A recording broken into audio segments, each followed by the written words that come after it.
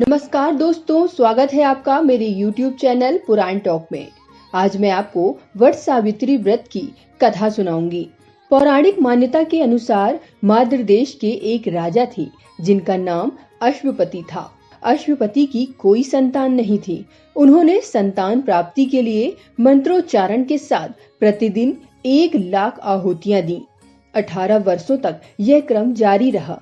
इसके बाद सावित्री देवी ने प्रकट होकर राजा को वरदान दिया कि हे राजन, तुझे एक तेजस्वी कन्या प्राप्त होगी। देवी की कृपा से राजा अश्वपति को एक सुंदर कन्या की प्राप्ति हुई, जिसका नाम सावित्री रखा गया। कन्या बड़ी होकर बेहद रूपवान हुई। योग्य वर न मिलने की वजह से सावित्री के पिता दुखी थे।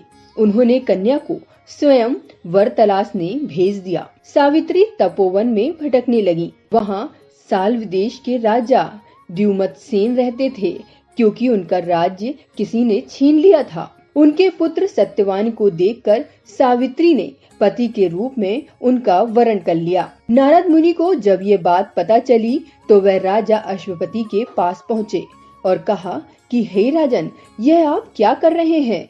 सत्यवान गुणवान है, धर्मात्मा है, बलवान भी है, पर उनकी आयु बहुत कम है। वह अल्पायु है। 1 वर्ष बाद सत्यवान की मृत्यु हो जाएगी। नारद मुनि की ये बात सुनकर राजा अश्वपति घोर चिंता में डूब गए।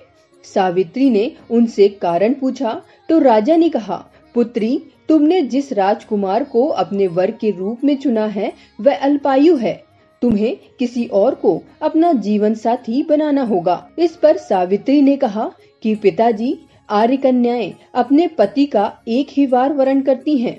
राजा एक ही बार आज्ञा देता है और पंडित एक ही बार प्रतिज्ञा करते हैं और कन्यादान भी एक ही बार किया जाता है। सावित्री हट करने लगी और बोली कि मैं सत्यवान से ही विवाह करूंगी। राजा अश्वपति ने सावित्री का विवाह सत्यवान से करा दिया। सावित्री अपने ससुराल पहुंचते ही अपने सास ससुर की सेवा में लग गईं। समय बीतता चला गया। नारद मुनि ने सावित्री को पहले ही सत्यवान की मृत्यु के दिन के बारे में बता दिया था। वह दिन जैसे जैसे करीब आने लगा, सावित्री अधीर रहने लगी। उन्होंने 3 दिन पहले ही उपवास शुरू कर दिया। नारद मुनि द्वारा कथित निश्चित तिथि पर पितरों का पूजन किया। हर दिन की तरह सत्यवान उस दिन भी लकड़ी काटने जंगल चले गए। साथ में सावित्री भी गईं।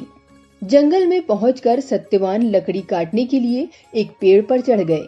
तभी उनके सिर में तेज दर्द होने लगा। दर्द से व्याकुल सत्यवान पेड़ से नीचे उतर आए।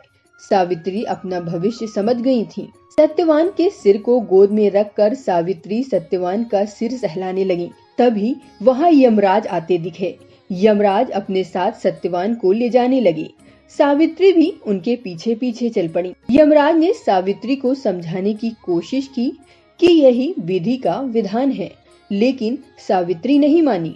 सावित्री की निष्ठा और पति पारायणता को देखकर यमराज ने सावित्री से कहा कि हे देवी, तुम धन्य हो, तुम मुझसे कोई वरदान मांगो।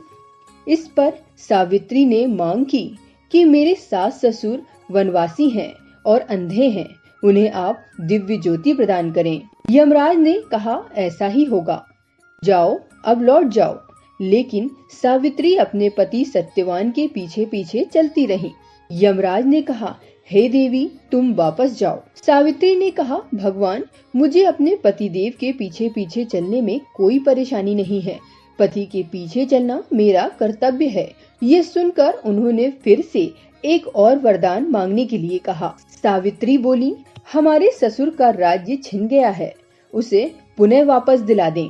यमराज ने सावित्री को यह वरदान भी दे दिया और कहा कि अब तुम लौट जाओ।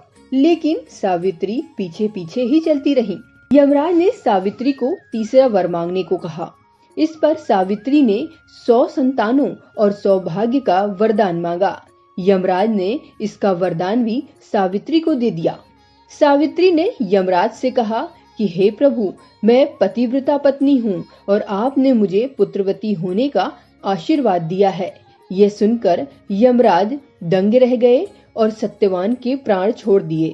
यमराज अंत ध्यान हो गए और सावित्री उसी वट वृक्ष के पास वापस आ गईं, जहां उनके पति का मृत शरीर पड़ा था। सत्यवान जीवित हो गया और दोनों खुशी खुशी अपने राज्य की ओर चल पड़े।